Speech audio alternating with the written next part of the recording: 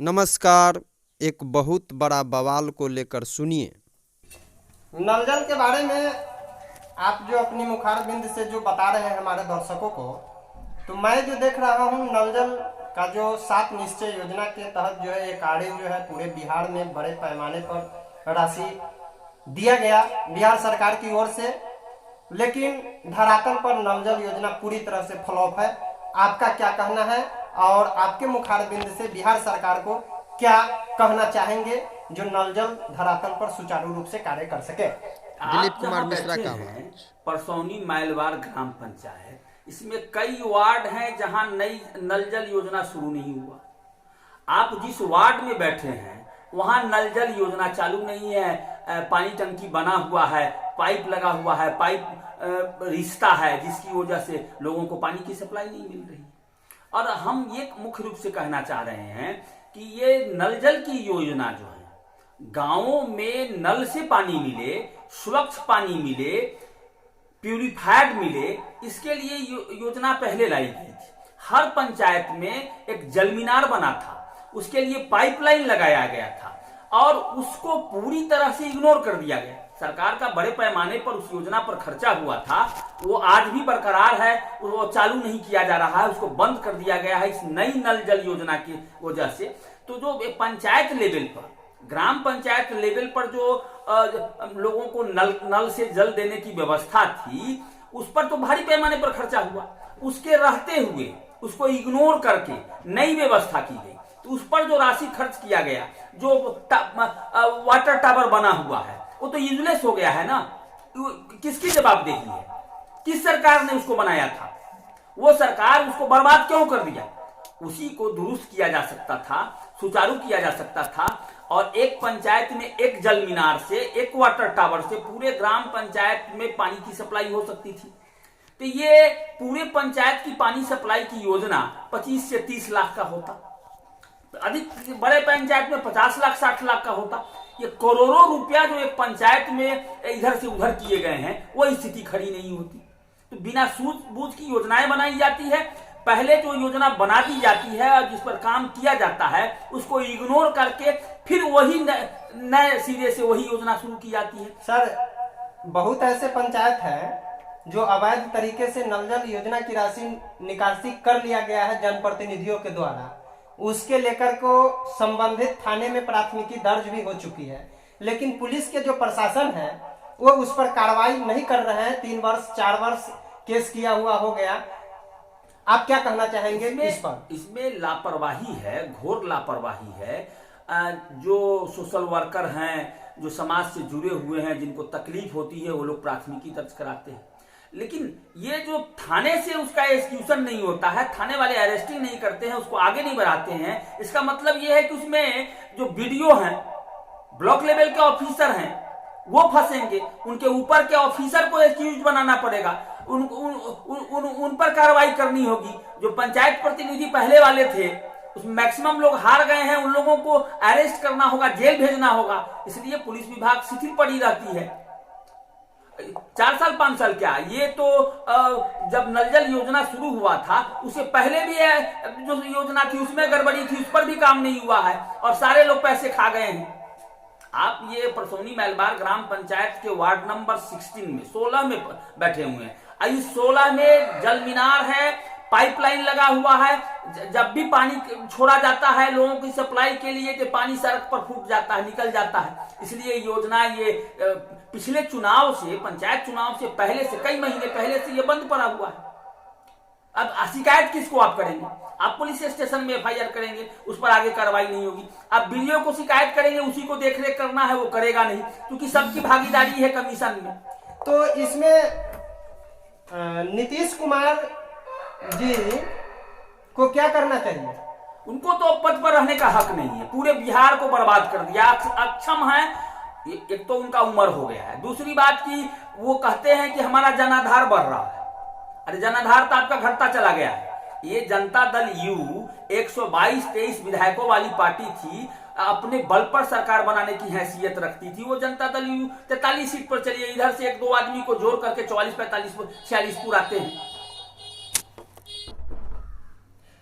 प्रबल भारत पार्टी के चेयरमैन दिलीप कुमार मिश्रा जी, जो पेशे से अधिवक्ता हैं, वो आज हमारे चैनल के माध्यम से, JKY की जो आवाज चैनल है मेरा, इस चैनल के माध्यम से प्रदेशवासियों को अपने मुखार बिंद से जो संदेश देने जा रहे हैं वो हमारे समाज के लिए काफी लाभदायक है। तो हम कहना चाहेंगे वकील साहब, आप प्रबल भारत पार्टी के चेयरमैन हैं और चेयरमैन की हैसियत से जितने भी अभी हमारा जो प्रदेश है, इस प्रदेश में प्रत्येक यूनिट यानी एक व्यक्ति को राशन, जो चावल गेहूं 5 केजी के हिसाब से जो मिल रहा है, तो सरकार कह रही है कि हम गरीबों को मजबूत करने के लिए एक खाद्यान्न मुहैया करा रहे हैं। लेकिन मेरा मानना है जो गरीबों को और गरीब बनाने के लिए इस योजना को लागू किया गया है, इस पर आप क्या कहना चाहेंगे? ये जो खाद्यान्न योजना है, लोगों को 5 किलो राशन मुफ्त में देना या कम पैसे में देना, ये लोगों को निकम्मा बनाया है। कोरोना की वजह से सरकारी दफ्तर में काम करने वाले सारे स्टाफ निकम्मा हो चुके हैं। सारे दफ्तर के लोग इतने शिथिल हो गए कि कोई काम करना नहीं चाहता है। आम नागरिक जो है, अब उनको घर में 5 आदमी का फैमिली है तो 25 किलो अनाज मिल गया, वो काम करना नहीं चाहता है। वो किसी तरह से इधर उधर से महीने में 1000-2000 रुपए का उपाय करता है और उसको अनाज मिल गया, वो खा करके चाहता है। उनकी आर्थिक स्थिति दयनीय होती जा रही है। इस योजना से लोग निकम्मा बन रहे हैं, बेरोजगार बन रहे हैं, गरीब काम छोड़ करके घर में बैठ रहा है। लोग काम करके खाता था, अब वो उसको फ्री में अनाज मिल रहा है। अब वो काम करने की आदत उसकी कम हो रही है। काम करने की आदत हो रही है तो ये मात्र मान लीजिए कि फैमिली में 25 किलो मिला तो कितना मिला? 200-300 रुपए का अनाज मिला, 400 रुपए का अनाज मिल गया, 500 का, तो 500 रुपए के लिए अब उससे उसी को खाने के लिए महीने में 1000 रुपया 2000 रुपया कमा लेना है, 2 दिन 4 दिन खा लेना है और 30 दिन में से 25 दिन बैठ करके रहना है। निकम्मापन को ये बढ़ाने वाली योजना है। निकम्मापन को खत्म करने के लिए इस योजना को जल्द से जल्द खत्म करना चाहिए। जरूरत है इस प्रदेश को रोजगार की। आप ये गांव लेवल पर रोजगार पैदा कर सकते हैं। कृषि के क्षेत्र में, कृषि के क्षेत्र में भी संभावना है कि बड़े पैमाने पर रोजगार होगा। कृषि के बाहर भी रोजगार है। आपको इसके लिए बिहार को क्राइम फ्री करना होगा। जब तक बिहार प्रदेश से अपराध कम नहीं होगा, खत्म नहीं होगा, बिहार का विकास नहीं होना है। लोगों के पास पैसे हैं, जो व्यापारी वर्ग हैं, उद्योगपति वर्ग हैं, उनके पास पैसे नहीं है, ऐसी बात नहीं है, लेकिन वो इन्वेस्ट नहीं कर रहे हैं। इन्वेस्ट इसलिए नहीं कर रहे हैं कि पहले से जो काम वो कर रहे हैं उसमें उगाही हो रही है, उसके लिए उनको धमकियां मिल रही है। तो नया काम करेंगे तो ये मार्केट में आगे आ जाएगा कि इस आदमी के पास बहुत पैसा है, ये नया काम शुरू कर रहा है, तो वो अपने जीवन के लिए, अपनी जान को बचाने के लिए उद्योग को नहीं बढ़ा रहा है।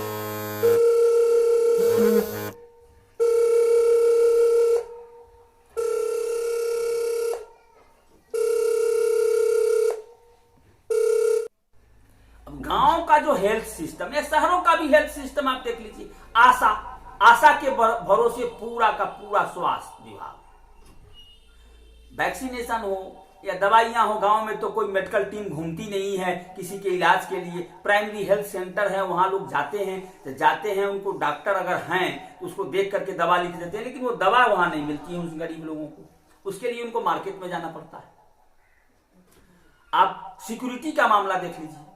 पूरे बिहार में एक भी गांव ऐसा नहीं है, एक कोई गांव आप नहीं बता सकते हैं जिसमें चौकीदार, ये कृष्ण पक्ष यानी अनहरिया उसको कहते हैं, कृष्ण पक्ष, अंधेरी रातों में चौकीदारी करता हो, पहरा देता हो।